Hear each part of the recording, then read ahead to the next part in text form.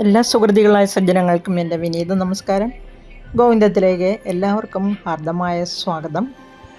ശുഭദിനം നേരുന്നു. നമുക്കിന്ന് വിക്രമാദിത്യൻ്റെ മറ്റൊരു കഥ കേൾക്കാം. കൂട്ടുകാരെ, ഇന്ന് ഞാൻ പറയാൻ പോകുന്ന കഥ ജ്ഞാനശീലൻ്റെ ഹോമം എന്നതാണ്. അങ്ങനെ രണ്ടാമത്തെ ദിവസം പ്രഭാതമായി. ഭോജരാജാവ് പ്രഭാത കർമാനുഷ്ഠാനങ്ങളെല്ലാം കഴിഞ്ഞ് പരിവാര സമേതം സിംഹാസനത്തിൽ കയറാനുള്ള തയ്യാറെടുപ്പോടുകൂടി എത്തിയിരിക്കുകയാണ്. രണ്ടാമത്തെ പടിയിലേക്ക് കാലെടുത്ത് വയ്ക്കാൻ തുടങ്ങുകയും പെട്ടെന്ന് അവിടെ കാവൽ നിന്നിരുന്ന മദനാഭിഷേകവല്ലി എന്ന സാലഭഞ്ജിക അദ്ദേഹത്തെ തടഞ്ഞു. എന്നിട്ട് പറഞ്ഞു, പ്രഭോ, അല്പം ക്ഷമിക്കൂ. ഈ ദിവ്യ സിംഹാസനത്തിലിരുന്ന് രാജ്യഭരണം നടത്തിയ വിക്രമാദിത്യ ചക്രവർത്തിയുടെ ആ അവദാന ചരിത്രങ്ങളിലെ ഒരു അംശം മാത്രമാണ് അങ്ങ് എൻ്റെ സഖിയായ വിനോദരഞ്ജനിയിൽ നിന്ന് ഇന്നലെ കേട്ടത്. അദ്ദേഹത്തിൻ്റെ ആ വിസ്മയാവഹമായ കഥകൾ ഇനിയും എത്രയോ പറയാനുണ്ട്. അങ്ങേക്ക് താല്പര്യമുണ്ടെങ്കിൽ ഞാൻ അതിൽ ചിലത് പറയാം.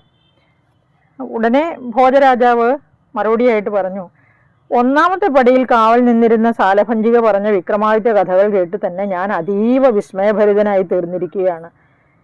അങ്ങനെ ദിവ്യപുരുഷന്മാരുടെ അവദാന ചരിത്രങ്ങൾ എത്ര കേട്ടാലാണ് മതി വരിക?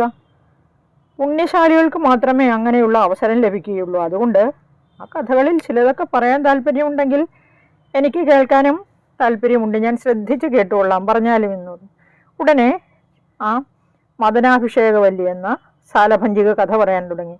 ഉജ്ജയിനി നഗരത്തിൽ നിന്ന് ഏകദേശം ഒരു 10 നാഴിക അകലെ ഒരു ചെറിയ വനവും വനമധ്യത്തിലായി ഒരു കാളീക്ഷേത്രവും ഉണ്ട്. അപ്പോൾ ക്ഷേത്രത്തിൻ്റെ അരികിലായിട്ട് ജ്ഞാനശീലൻ എന്ന ഒരു സന്യാസി തപസ്സനുഷ്ഠിച്ചുകൊണ്ടിരുന്നു. അപ്പോൾ ആ തപസ്സനുഷ്ഠിച്ചുകൊണ്ടിരുന്ന അവസരത്തിൽ ക്ഷേത്രത്തിൽ നിന്ന് അധികം അകലെയല്ലാതെ ഒരു മുരുക്ക് വൃക്ഷത്തിൽ ഒരു വേതാളം പാർത്തിരുന്നു. ആ വേതാളത്തിനെ കീഴടക്കി സ്വന്തം വശത്താക്കിയാൽ 3 ലോകങ്ങളും അടക്കി ഭരിക്കുവാൻ തനിക്ക് സാധ്യമാകുമെന്ന് സന്യാസിക്ക് ഒരു ഭൂതോദയം ഉണ്ടാവുകയാണ്. ദേവീ പ്രസാദം കൊണ്ടല്ലാതെ ഇക്കാര്യമൊട്ട് സാധ്യമല്ലതാനും. അദ്ദേഹത്തിൻ്റെ പിന്നീടുള്ള ശ്രമങ്ങൾ അതിലേക്ക് തിരിഞ്ഞു. എങ്ങനെയെങ്കിലും ദേവിയെ പ്രസാദിപ്പിക്കണം. അതിനായിട്ട് വൻതോതിലൊരു ഹോമം നടത്തുകയാണ്. 1000 രാജാക്കന്മാരുടെ ശിരസ് ഹോമിച്ചാൽ മാത്രമേ ദേവി പ്രസാദിക്കുകയുള്ളൂ. ഒന്ന് ആലോചിച്ച് നോക്കിയേ. 1ഉം 2ഉം അല്ല, 1000 രാജാക്കന്മാരുടെ ശിരസ് ഹോമിച്ചാൽ. അപ്പോൾ അതിനുള്ള ശ്രമത്തിലാണ് ജ്ഞാനശീലൻ എന്ന ഈ സന്യാസി. ഏതെങ്കിലും വിധത്തിൽ ഈ കാര്യം എങ്ങനെയെങ്കിലും സാധിക്കണമെന്ന് നിരൂപിച്ചാണ് ഈ ജ്ഞാനശീലൻ ഹോമം നടത്തുന്നത്.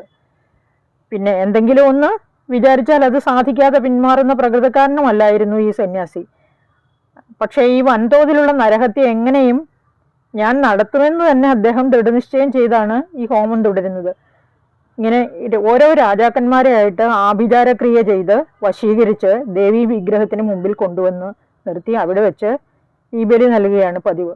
ഇതിലേക്ക് അദ്ദേഹം വൻതോതിൽ തന്നെ നരഹത്യ നടത്തി. അങ്ങനെ 999 രാജാക്കന്മാരുടെ ശിരസ്സുകളെ വിഗ്രഹത്തിന് മുമ്പിൽ ഹോമിക്കപ്പെട്ടു. അവസാനം 1000 തികയ്ക്കുന്നതിന് വേണ്ടിയിട്ട് ആ വിക്രമാദിത്യൻ്റെ ശിരസ് തന്നെ വേണമെന്ന് അദ്ദേഹം തീരുമാനിച്ചിരിക്കുകയാണ്. അതിലേക്കായിട്ട് പുറപ്പെടുകയും ചെയ്തു. അപ്പോൾ ജ്ഞാനശീലൻ നേരെ ചക്രവർത്തിയുടെ കൊട്ടാരത്തിലെത്തി കാണിക്കയായിട്ടൊരു മാതളപ്പഴം വെച്ചു. എന്നിട്ട് വിക്രമാദിത്യൻ സന്യാസിയെ നോക്കി ആദരപൂർവ്വം സ്വീകരിച്ച് മാന്യാസനത്തിൽ ഇരുത്തിയ ശേഷം ജ്ഞാനശീലൻ നേരെ ചക്രവർത്തിയുടെ കൊട്ടാരത്തിലെത്തി. തൃപ്പാദങ്ങളിൽ കാണിക്കയായിട്ടൊരു മാതളപ്പഴം കാഴ്ചവെച്ചു. വിക്രമാദിത്യൻ സന്യാസിയെ വളരെ ആദരവോടുകൂടി തന്നെ സ്വീകരിച്ചിരുത്തി. എന്നിട്ട് എന്തിനാണ് വന്നതെന്ന് ചോദിക്കുകയാണ്. സന്യാസി അതിന് മറുപടിയായിട്ട്, അല്ലയോ കീർത്തിമാനായ മഹാരാജാവേ, അവിടുന്ന് സർവ്വവിധ ഐശ്വര്യങ്ങളോടും കൂടി നെടുനാൾ ഈ സാമ്രാജ്യം ഭരിച്ച് നാനാദിഗന്ധങ്ങളിലും അങ്ങയുടെ കീർത്തി വ്യാപിപ്പിക്കുവാൻ മാതാവായ ഭദ്രകാളി അനുഗ്രഹിക്കട്ടെ. സ്വന്തം നിലയിൽ നമ്മുടെ സർവ്വവിധമായ അനുഗ്രഹങ്ങളും നാം അങ്ങേക്ക് പ്രദാനം ചെയ്യുന്നു. ഇനി ഞാൻ ഇങ്ങോട്ട് വന്നതിൻ്റെ ഉദ്ദേശം പറയാം. നമ്മുടെ ആശ്രമം ഇവിടെ നിന്ന് അല്പം അകലെയുള്ള ഒരു ചെറുവനത്തിലാണ്. ഏകദേശം 10 നാഴിക ദൂരം കാണും. അപ്പോൾ ഞാനൊരു ഹോമം നടത്തി വരികയാണ്. അത് ഇന്ന് രാത്രി കൊണ്ട് സമാപിക്കും. അതുകൊണ്ട് ആ സമാപന ചടങ്ങിൽ ആ പുണ്യശ്ലോകനായ അങ്ങും കൂടി സന്നിഹിതനായിരുന്നാൽ വളരെ നന്നായിരിക്കും. അങ്ങും കൂടി അങ്ങോട്ട് എഴുന്നള്ളണമെന്നാണ് എൻ്റെ അഭിലാഷം. ഇന്ന് രാത്രി അതുകൊണ്ട് അവിടം വരെ ഒന്ന് വരാനായി ദയവുണ്ടാകണം. അങ്ങ് ഒറ്റയ്ക്ക് വേണം വരാൻ. ആശ്രമത്തിൻ്റെയും അവിടെ നടക്കുന്ന മഹാമഹത്തിൻ്റെയും പാവനത പരിരക്ഷിക്കുവാൻ ആണ് ഇപ്രകാരം ഒരു വ്യവസ്ഥ ഞാൻ പറയുന്നത്. യാതൊരു വൈമനസ്യവും കൂടാതെ തന്നെ ചക്രവർത്തി ആ ക്ഷണം സ്വീകരിച്ച് ജ്ഞാനശീലൻ പറഞ്ഞതനുസരിച്ച് അങ്ങോട്ട് ചെല്ലാമെന്ന് കേൾക്കുകയാണ്. ജ്ഞാനശീലനാണെങ്കിൽ തൻ്റെ വിജയപ്രതീക്ഷയിൽ അങ്ങനെ മതിമറന്ന് വളരെയധികം ചാരിതാർത്ഥ്യത്തോടുകൂടി അവിടെ നിന്ന് മടങ്ങുകയും ചെയ്തു. സന്യാസി പോയ ഉടൻ വിക്രമാദിത്യൻ അദ്ദേഹം കാഴ്ചവെച്ച മാതളപ്പഴം എടുത്തു പൊളിച്ചു. അതിനുള്ളിൽ നിന്ന് അമൂല്യങ്ങളായ അനവധി രത്നങ്ങളാണ് നിലത്തേക്ക് ചിതറി വീണത്. ചക്രവർത്തി എന്തെന്നില്ലാതെ വിസ്മയിച്ചു. ഇതിലേതോ വൻ ചതി അടങ്ങിയിരിക്കുന്നുണ്ടെന്ന് അദ്ദേഹം സംശയിക്കുകയാണ്. ഉടനെ തന്നെ ഭട്ടിയെ ആളയച്ചൊരുത്തി ഈ വിവരങ്ങളെല്ലാം അറിയിച്ചു. ഭട്ടി കുറച്ചു നേരം ഇങ്ങനെ ചിന്തിച്ചിരുന്നതിന് ശേഷം പറഞ്ഞു, ഇതിലേതോ ഒരു വലിയ രഹസ്യമുണ്ട്. സർവസംഘപരിത്യാഗിയായ ഈ സന്യാസിക്ക് ഇത്രയ്ക്ക് അമൂല്യമായ രത്നങ്ങൾ എവിടെ നിന്ന് കിട്ടിയിരിക്കും? അപ്പം വിക്രമാദിത്യനും പറഞ്ഞു, അങ്ങനെയാണെങ്കിൽ നാം അങ്ങോട്ടേക്ക് പോകേണ്ടെന്ന് നിശ്ചയിച്ചാലോ? ഭട്ടി ഉടനെ പറഞ്ഞു, വാഗ്ദാനം ചെയ്തതിന് ശേഷം പോകാതിരിക്കുന്നത് ഉചിതമല്ലല്ലോ, ഒരിക്കലും അങ്ങനെ ചെയ്യാൻ പാടില്ല. അന്ന് ഒന്നുകൊണ്ടും വിഷമിക്കേണ്ട, നമുക്ക് ദേവിയുടെ അനുഗ്രഹമുള്ള കാലത്തോളം യാതൊരു ആപത്തും സംഭവിക്കുകയില്ല, എല്ലാം മംഗളകരമായി തന്നെ അവസാനിക്കും. ഭട്ടിയുടെ അഭിപ്രായം ചക്രവർത്തി പൂർണ്ണമായിട്ട് സ്വീകരിച്ചു. എന്നിട്ട് യാത്രയ്ക്കുള്ള ഒരുക്കങ്ങൾ ചെയ്തു. നായാട്ടിന് എന്ന പോലെ വേഷങ്ങളൊക്കെ ധരിച്ച്, പക്ഷേ ഉടവാളെടുത്ത് അരക്കെട്ടിൽ ഭദ്രമായിട്ട് ഉറപ്പിച്ചു വെച്ചു. മറ്റുള്ള ആയുധങ്ങളും ധരിച്ചു. തൻ്റെ അശ്വത്തിൻ്റെ മുകളിൽ കയറി അദ്ദേഹം വനത്തിലേക്ക് പോവുകയാണ്. പിന്നെ സന്യാസിയുടെ അടുത്തേക്ക് എന്നിട്ട് പറഞ്ഞു, അങ്ങ് പറഞ്ഞത് ശരിയാണ്. ഞാൻ നമ്മുടെ വാഗ്ദാനം പാലിക്കുവാൻ വേണ്ടി ഈ ഭീതിപ്പെടുത്തുന്ന അന്തരീക്ഷത്തിൽ, ഈ രാത്രിയിലെ അന്ത്യയാമത്തിൽ ഈ ഘോരവനത്തിലേക്ക് വന്നിരിക്കുകയാണ്. എന്താണ് സാധിക്കാനുള്ളതെന്ന് പറഞ്ഞാലും അങ്ങേക്ക് എത്രയോ നിസ്സാരമായ ഒരു കാര്യം മാത്രം. അനന്തരം സന്യാസി പറഞ്ഞു, ഇവിടെ നിന്ന് 2 നാഴിക വടക്കായി ഒരു ശ്മശാന ഭൂമിയുണ്ട്. അവിടെയുള്ള ഒരു മുരുക്കുമരത്തിൻ്റെ കൊമ്പിൽ ഒരു മൃതശരീരം കെട്ടിത്തൂക്കിയിട്ടിട്ടുണ്ട്. അത് ഉടൻ തന്നെ എൻ്റെ മുമ്പിൽ എത്തിക്കണം. ഇത്ര മാത്രമേ അങ്ങ് എനിക്ക് വേണ്ടിയിട്ട് ചെയ്യാനുള്ളൂ എന്ന് പറഞ്ഞു. അത് കൊണ്ടുവന്നാൽ മാത്രമേ എനിക്ക് ഈ ഹോമകർമ്മം പൂർത്തിയാക്കാൻ സാധിക്കൂ എന്ന് പറഞ്ഞു. സന്യാസിയുടെ ആജ്ഞ ലഭിച്ചപ്പോൾ തന്നെ ചക്രവർത്തി അദ്ദേഹം നിർദ്ദേശിച്ച സ്ഥാനത്തെ ലക്ഷ്യമാക്കി യാത്ര തിരിച്ചു. സന്യാസി ആഭിചാരപരമായ ഭീകരകർമ്മങ്ങൾ നടത്തുവാൻ ആരംഭിക്കുകയും ചെയ്തു. രാത്രിയാണ്, വനത്തിനകത്താണ്, എങ്ങും കുറ്റിയിരുട്ട് മാത്രം. അങ്ങനെ ആ ഇരുട്ടിനകത്ത്, അതായത് മഴ പെയ്യുന്നുണ്ട്, ഘോരഘോരം മഴ പെയ്യുന്നുണ്ട് ധാര മുറിയാതെ. ഈ രാജാവിന് പോലും അല്പം ഭയം തോന്നി തുടങ്ങി. കുറേ ദൂരം യാത്ര ചെയ്തു. അങ്ങനെ ശ്മശാനത്തിൽ എത്തിച്ചേരുകയാണ്. ഭൂതപ്രേത പിശാചുക്കള്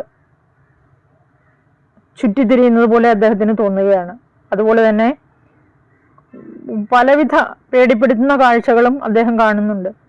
നരകത്തിൽ കാണുന്ന കാഴ്ചകൾ പോലെയൊക്കെ ഇങ്ങനെ ഓരോന്നും കാണുകയാണ് അദ്ദേഹം ഇങ്ങനെ ഈ നിശബ്ദതയെ ഭേദിച്ചുകൊണ്ട് അന്നേരം ഇടിവിട്ടുന്ന ശബ്ദത്തിൽ പല ഭാഗത്തു നിന്നും അട്ടഹാസങ്ങളൊക്കെ കേൾക്കുന്നുണ്ട്. അദ്ദേഹം മുന്നോട്ട് തന്നെ നീങ്ങിക്കൊണ്ടിരുന്നു. ഉടനെ അശരീരി പോലെ നാല് ഭാഗത്തു നിന്നും ശബ്ദം കേൾക്കുകയാണ്. അവനെ പിടിച്ചു കെട്ടുക, ജീവനോടെ തീയിലിട്ട് കൊല്ലുക എന്നൊക്കെ. അവനെ രക്ഷപ്പെടാൻ യാതൊരു അവസരവും നൽകരുത്, ഇങ്ങനെയുള്ള ശബ്ദങ്ങൾ കേൾക്കുകയാണ്. പക്ഷേ അദ്ദേഹം മുമ്പോട്ട് തന്നെ നീങ്ങിക്കൊണ്ടിരുന്നു. എന്തു വന്നാലും തൻ്റെ ഉദ്ദേശം സാധിക്കണം എന്ന് വിചാരിച്ച് അതിലേക്കുള്ള ആ ശ്രമത്തിൽ ഒന്നുകിൽ മരിക്കുക അല്ലെങ്കിൽ വിധിക്ക് കീഴടങ്ങുക എന്ന് വിചാരിച്ച് അദ്ദേഹം മുമ്പോട്ട് തന്നെ നീങ്ങിക്കൊണ്ടിരുന്നു. അപ്പോൾ സന്യാസി പറഞ്ഞതുപോലെ ഒരു വലിയ മുരുക്കുമരം അവിടെ കാണപ്പെട്ടു. അതിൽ നിന്ന് വളരെ തലകീഴായ ഒരു ശവശരീരം തൂങ്ങിക്കിടക്കുന്നത് കണ്ടു. പിന്നീട് ഒരു നിമിഷം പോലും താമസിച്ചില്ല, ഊരിപ്പിടിച്ച വാളുമായിട്ട് അദ്ദേഹം ആ വൃക്ഷത്തിന്മേൽ കയറി ആ മൃതശരീരം കെട്ടിയിരുന്ന കയറിൽ ആഞ്ഞു വെട്ടി. ആ തറയിൽ തൊട്ട ഉടനെ ആ ശരീരത്തിന് ജീവൻ വെക്കുകയാണ്. ആ മൃതശരീരം അത്യുച്ചത്തിൽ നിലവിളിക്കാൻ തുടങ്ങി. ശബ്ദം കേട്ട മാത്രയിൽ രാജാവ് സ്വയം ചിന്തിച്ചു, ഇവന് ജീവനുണ്ടല്ലോ. ഞാൻ ഇവനെ ബന്ധിക്കാൻ വേണ്ടിയാണ് ഇത്രയും ബുദ്ധിമുട്ടി ഈ കരാളമായ ഈ ഈ ഘോര രാത്രിയിൽ ഇവിടെ എത്തിയത്. ഇവൻ രക്ഷപ്പെട്ടു പോയാൽ തീർന്നില്ലേ, എൻ്റെ ഈ ശ്രമം വിഫലമായി തീർന്നല്ലോ എന്നൊക്കെ വിചാരിച്ചു. ഒട്ടും താമസിക്കാതെ ഒറ്റ കുതിക്ക് അദ്ദേഹം ഈ വൃക്ഷശിഖരത്തിൽ നിലത്തേക്ക് ചാടി. അപ്പോഴും അവിടെ മലർന്നു കിടന്നിരുന്ന ആ വേതാളത്തിനെ പിടിച്ചെഴുന്നേൽപ്പിച്ച് നേരെ നിർത്തി. എന്നിട്ട് ചോദിച്ചു, നീ ആരാ? എന്തിനാ ഈ വൃക്ഷക്കൊമ്പിൽ ഇങ്ങനെ തൂങ്ങിക്കിടക്കുന്നത്? പെട്ടെന്ന് പറ, ഇല്ലെങ്കിൽ നിന്നെ ഞാൻ വെട്ടിക്കൊല്ലും എന്ന് പറഞ്ഞു. ഉടനെ ഇത് കേട്ടതും ആ പിശാച് ഇങ്ങനെ പറഞ്ഞു, അധികാരസ്വരത്തിലല്ലേ രാജാവ് പറഞ്ഞു? രാജാവ് എന്തായാലും രാജാവ് തന്നെയല്ലേ. പക്ഷെ ഈ പ്രാകൃത രൂപത്തിന് ഒട്ടും പേടിയുണ്ടായില്ല. അത് ഉച്ചത്തിൽ ചിരിക്കുകയാണ് ചെയ്തത്. വീണ്ടും രാജാവ് ചോദ്യം ആവർത്തിച്ചു. അതിന് മറുപടിയായിട്ടും ഈ വേതാളം ഒന്നും മിണ്ടിയില്ല. പകരം മരക്കൊമ്പിൽ കയറി വീണ്ടും തലകീഴായിട്ട് തൂങ്ങിക്കിടക്കുകയാണ് ചെയ്തത്. ഉടൻ രാജാവ് വൃക്ഷത്തിൽ ചാടി കയറി അവനെ ബന്ധിച്ച് നിലത്ത് നിർത്തിയിട്ട് പറഞ്ഞു, ദുഷ്ടപിശാചേ, നീ ഇനി എൻ്റെ പിടിയിൽ നിന്ന് രക്ഷപ്പെടാമെന്ന് വിചാരിക്കുകയേ വേണ്ട. നീ ആരാണെന്ന് ഉടനെ അറിയിക്കുക. ഇങ്ങനെ ഉഗ്രസ്വരത്തിലുള്ള ആജ്ഞ കേട്ടിട്ടും ആ ബീഭത്സ രൂപം മൗനം അവലംബിച്ചു. ഒന്നും മിണ്ടിയില്ല. അതോടുകൂടി സന്യാസി നിർദ്ദേശിച്ച വേതാളം ഇവൻ തന്നെയാണെന്ന് രാജാവിന് ബോധ്യമായി. ഉടനെ അദ്ദേഹം തൻ്റെ ഉത്തരീയം കൊണ്ട് ഈ വേതാളത്തിനെ വരിഞ്ഞു കെട്ടി തൻ്റെ തോളിലിട്ട് അവിടെ നിന്ന് നടന്ന് സന്യാസി ഇരുന്നിരുന്ന സ്ഥലത്തെ ലക്ഷ്യമാക്കി പോവുകയാണ്. കുറച്ചു ദൂരം പോയി കഴിഞ്ഞപ്പോൾ അതുവരെ മിണ്ടാതിരുന്ന ഈ വേതാളം പറയാണ്, ഇനിയെങ്കിലും അങ്ങ് ആരാണെന്ന് എന്നോട് പറയൂ. സാധാരണ ജനങ്ങൾക്ക് ആർക്കും സാധിക്കാത്ത ഒരു കൃത്യമാണ് അങ്ങിപ്പോൾ ചെയ്തിരിക്കുന്നത്. ഉടനെ വിക്രമാദിത്യൻ പറഞ്ഞു, ഞാനാണ് വിക്രമാദിത്യ ചക്രവർത്തി. നീ ഒന്നുകൊണ്ടും ഭയപ്പെടേണ്ട. ഞാൻ നിന്നെ ദിവ്യശക്തിയുള്ള ഒരു സന്യാസിയുടെ അടുക്കലേക്ക് കൊണ്ടുപോവുകയാണ്. ഉടനെ വേതാളം പറഞ്ഞു, ശരി, അങ്ങനെയെങ്കിൽ അങ്ങ് എന്നെ ഈ ബന്ധനത്തിൽ നിന്നൊന്ന് വിമുക്തനാക്കിയാലും. അങ്ങ് വഴിമധ്യേ എന്നോട് ഒരു വാക്ക് പോലും ഉച്ചരിക്കുകയില്ലെന്ന് പ്രതിജ്ഞ ചെയ്യണം. പ്രതിജ്ഞ ലംഘിച്ചാൽ ഞാൻ തിരിച്ചു പോരും. പ്രതിജ്ഞ ഇതായിരിക്കട്ടെ നാം തമ്മിലുള്ള വ്യവസ്ഥ. എന്തു പറയുന്നു? അപ്പോൾ രാജാവ് സംസാരിക്കാതിരിക്കണം. സംസാരിച്ചാൽ വേതാളം തിരിച്ചു മുരുക്കുമരത്തിലേക്ക് പോകും. രാജാവ് ഈ വ്യവസ്ഥ സ്വീകരിക്കുകയാണ്. അതിനനുസരിച്ച് വേതാളത്തെ ബന്ധനത്തിൽ നിന്ന് മുക്തനാക്കുകയും ചെയ്തു. എന്നിട്ടും അദ്ദേഹം അവനെ തോളിൽ നിന്ന് ഇറക്കി വിട്ടില്ല. കുറച്ച് സമയം കഴിഞ്ഞപ്പോൾ, അല്ലയോ രാജാവേ, വളരെ ജ്ഞാനികളും അത് വളരെയധികം ജ്ഞാനമുള്ളവരും ശക്തിയുള്ളവരും അനുഗ്രഹീതരാണ്. അവരുടെ ദിവസങ്ങൾ വളരെ ശാന്തമായി തന്നെ മുന്നോട്ട് നീങ്ങും. ശാസ്ത്രങ്ങളും പുരാണങ്ങളും അവർക്ക് അനന്തവും അമൂല്യവുമായ അനുഭൂതികൾ ഇങ്ങനെ പകർന്നു നൽകിക്കൊണ്ടിരിക്കും. നേരെ മറിച്ച് വിവരമില്ലാത്തവരും കാര്യകാര്യ വിവേചന ശക്തി ഇല്ലാത്തവരും അവർ ശപിക്കപ്പെട്ടവരായിരിക്കും. അവരുടെ ജീവിതം നരകത്തിന് തുല്യമായിരിക്കും. അതുകൊണ്ട് നമുക്ക് നമ്മുടെ ഈ ദീർഘമായ യാത്രയിൽ നല്ല വല്ല കാര്യങ്ങളൊക്കെ സംസാരിച്ച് മുന്നോട്ട് പോകാം. അതിലേക്കായിട്ട് ഞാനൊരു കഥ പറയുന്നുണ്ട്, അങ്ങ് ശ്രദ്ധിച്ച് കേട്ടോളൂ എന്ന് പറഞ്ഞു. അതനുസരിച്ച് വിക്രമാദിത്യൻ്റെ തോളിലിരുന്നു കൊണ്ട് വേതാളം കഥ പറയാൻ തുടങ്ങി.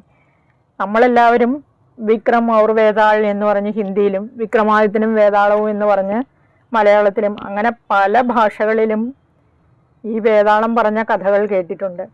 ഈ വേതാളം ആരാണ്, എന്താണ്, വേതാളത്തിൻ്റെ കഴിവുകൾ എന്തെല്ലാമാണ്, വേതാളം പറയുന്ന കഥകൾ എന്തെല്ലാമാണ് എന്നൊക്കെ നമുക്ക് വരുന്ന കഥകളിൽ കൂടി അറിയാം.